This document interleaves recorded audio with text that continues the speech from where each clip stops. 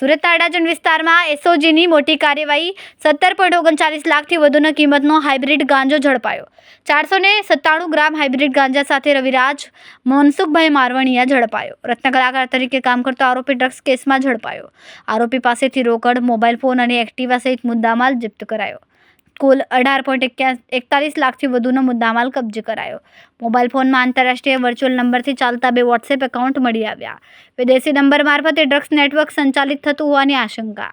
પૂછપરછ દરમિયાન અન્ય એક શખ્સનું નામ ખુલતા તેને વોન્ટેડ જાહેર કરાયો।